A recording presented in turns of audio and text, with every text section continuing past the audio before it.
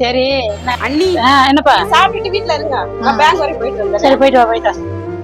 என் தம்பி வேலை வந்து சம்பாரிச்சு கொடுக்குற காசை தின்னு ஆளு எப்படி இருக்கும் பத்தியா?